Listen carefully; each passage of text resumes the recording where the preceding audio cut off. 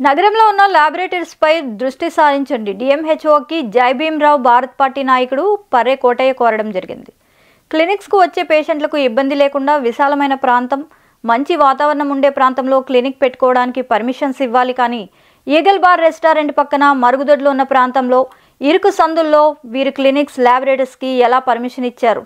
ఒక వ్యక్తి మీ వద్దకు వచ్చి క్లినికల్ ల్యాబొరేటరీ పెట్టుకోవడానికి లైసెన్స్ అడిగితే నీ క్లినికల్ ల్యాబొరేటరీ పక్కన చికెన్ కొట్టు ఉంది, నేను లైసెన్స్ ఇవ్వనని తిరస్కరించారు. మంచిదే, మంచి పరిణామమే. కానీ వారికో న్యాయం, వీరికో న్యాయం. ఇప్పటికైనా డిఎంహెచ్ఓ స్పందించి ఎవరికైతే మీరు క్లినికల్ యాక్ట్కి వ్యతిరేకంగా పర్మిషన్ ఇచ్చారో వాటన్నిటి లైసెన్సులు క్యాన్సిల్ చేసి వాటిని సీజ్ చేయాలని తెలిపారు. మీరు ఎటువంటి చర్యలు తీసుకోకపోతే మీపై అధికారులకు ఫిర్యాదు చేస్తామని హెచ్చరించడం జరిగింది.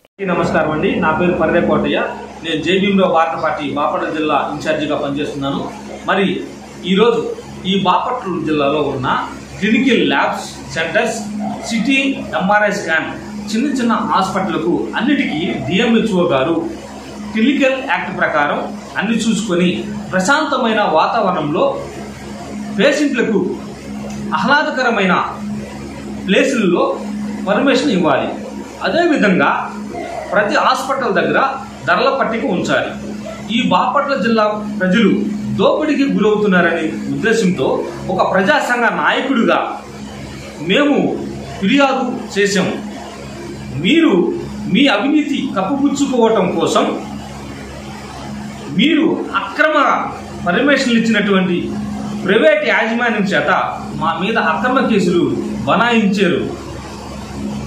మీరు క్లినికల్ యాక్ట్కి వ్యతిరేకంగా మీరు ఇచ్చినటువంటి పర్మిషన్లు బాపట్ల పట్టణంలో ఈగల బార్ పక్కన CT scan, MRI scanning centre ఎలా ఇచ్చారని చెప్పి నేను సూటిగా ప్రశ్నిస్తున్నాను.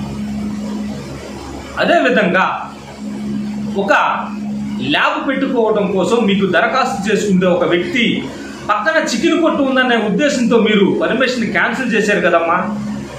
మరి ఈ క్లినికల్ యాక్ట్ వ్యతిరేకంగా మీరు ఈగల బారు పక్కన మరి బాత్రూమ్స్ ఎదురుగా కాలువ కట్టలో ఉన్న ప్రదేశాల దగ్గర మీరు ఎలా పర్మిషన్ ఇచ్చారని చెప్పి నేను సూటిగా ప్రశ్నిస్తున్నాను.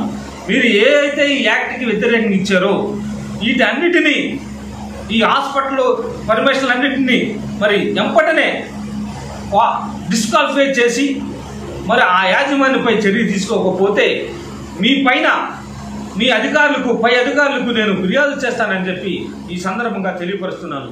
జై భీమ్, జై భారత్.